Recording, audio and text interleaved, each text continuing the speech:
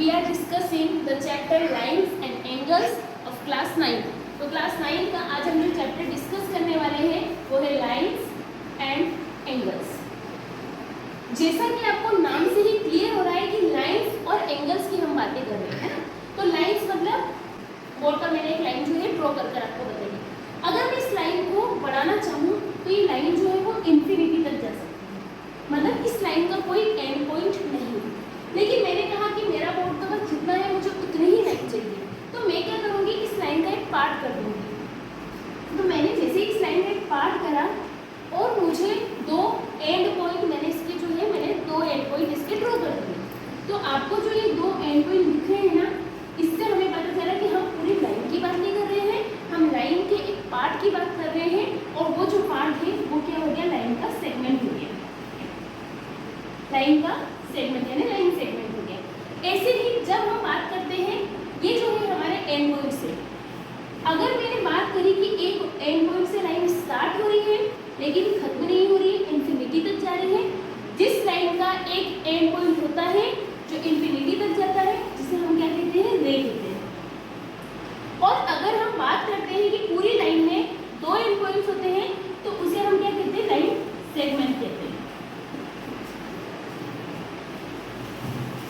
और ऐसे ही जब हम कहते हैं कि लाइन के जो दोनों साइड है वो दोनों साइड से इन्फिनिटी तक जाएगी, उसका कोई एंड पॉइंट नहीं होगा, तब हम उसे कहेंगे कि वो लाइन है।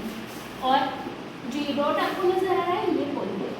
तो इस तरीके से हमने जो है लाइंस का बिल्कुल ब्रीफली, ये एक जो इंट्रोडक्टरी पार्ट है, मतलब हम इसमें इस चैप्टर का सिर्फ इंट्रोडक्शन आपको देंगे, ब्रीफ इंट्रो देंगे इस चैप्टर का, जिसमें आप ये चीज़ें समझ पाओ कि लाइन क्या होते हैं और एंगल क्या होते हैं। जो अभी मैंने आपको ये चीज़ें बताई वो है लाइन। अब हम एंगल को डिस्कस करेंगे। एंगल को डिस्कस करने के लिए हम बहुत इसको समझने के लिए हम दो लाइनों की हेल्प लेंगे। जैसे कि मैंने एक ही लाइन ली, ये एक रे, ठीक है, एक रे जो एक एंड पॉइंट से स्टार्ट हो रही है लेकिन इसका खत्म होने का कोई इन्फिनिटी तक ही जा रही है। ऐसे ही जब मैंने एक और रे ली तो आप ऐसा समझ सकते हैं कि जो दो रे हैं उन दोनों का एंड पॉइंट जिस पॉइंट पर मीट होता है, इसका मतलब वो जो है एंगल फॉर्म होता है। ये मैंने आपको एक एग्जांपल दिया है। इस तरीके से हम देखेंगे कि 3 से 4 टाइप के जो एंगल्स होते हैं वो कैसे फॉर्म होते हैं। जब हम ऐसा समझे कि जो हमारे दो एंगल्स हैं, एक रे ये है और एक जो ये रे है, दोनों का जो एंड पॉइंट है वो एक जगह पर मिल रहा है, मीट हो रहा है, ठीक है ना। तो ये जो दोनों रे है, तो अगर ये ऐसा एंगल बन रहा है तो इसे हम कहते हैं 90 डिग्री का एंगल, राइट एंगल। अगर कोई एंगल जो 90 से कम का बनता है उसे हम कहते हैं एक्यूट एंगल।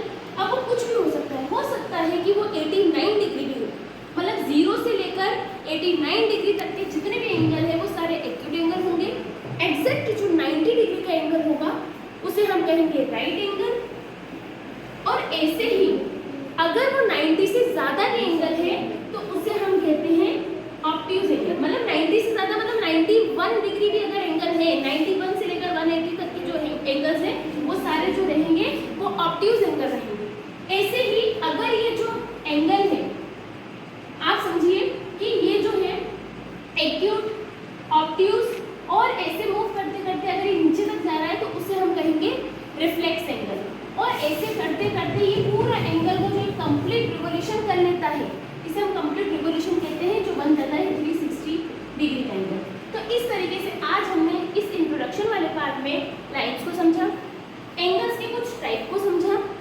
इसके साथ साथ ये जो है हमारा इंट्रोडक्शन जो है लाइन्स और एंगल्स से रिलेटेड ये कंप्लीट हो। जैसे कि अभी हमने देखा कि लाइन्स क्या होते हैं और एंगल्स क्या होते हैं, तो आप एक चीज़ समझ सकते हो कि जब मैंने आपसे कहा कि एक एंड पॉइंट से जो एक लाइन स्टार्ट हो रही है और जिसका कोई एंड पॉइंट नहीं है, मतलब हमने उसको रे कहा था। अगर ऐसे दो रेस आपस में जब मिलती है, इनका दोनों का जो एंड पॉइंट है वो सेम पॉइंट पर जब मिलता है तो हम उसे एंगल कहते हैं।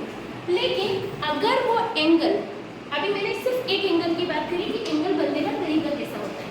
अब हम बात करेंगे कि कॉम्प्लीमेंट्री एंगल क्या होता है, सप्लीमेंट्री एंगल क्या होता है, रिफ्लेक्स एंगल क्या होता है, ये सारे एंगल्स क्या होते हैं और कैसे फॉर्म होते हैं, इसके बारे में अब हम डिस्कस करेंगे।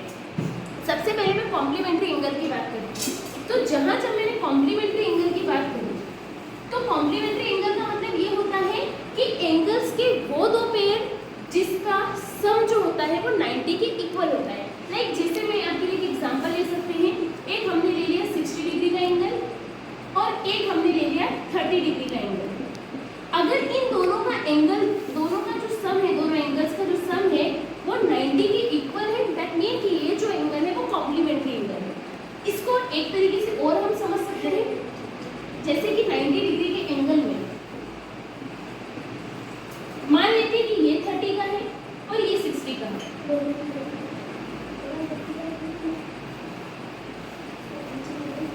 दोनों का जो सम है अगर वो 90 के इक्वल है, इसका मतलब कि ये क्या है, कॉम्प्लीमेंट्री एंगल है। अब हम बात करते हैं सप्लीमेंट्री एंगल। सप्लीमेंट्री एंगल का मतलब क्या होता है कि जिनका जो सम है वो 180 के इक्वल है। ऐसा समझ सकते हैं हम कि दो जो एंगल्स है, दोनों एंगल जो है अगर उनका सम जो है, एक एंगल ए है एक एंगल बी है, और जो दोनों का सम है अगर वो 180 के इक्वल है, दैट मीन कि वो जो एंगल है वो सप्लीमेंट्री एंगल है। ऐसे ही जो हम थर्ड एंगल की बात करेंगे, वो तीसरा एंगल जो है वो क्या है, रिफ्लेक्स एंगल है। रिफ्लेक्स एंगल का मतलब ये होता है कि जो हमारा ये 180 वाला जो एंगल है, अगर ये पूरा टर्न होकर नीचे तक जाता है ऐसा, तो हम इसे कहेंगे रिफ्लेक्स एंगल। और वहीं जब हम बात करते हैं कंप्लीट रिवोल्यूशन की, जब हम बात क्या कर रहे हैं कि कंप्लीट रिवोल्यूशन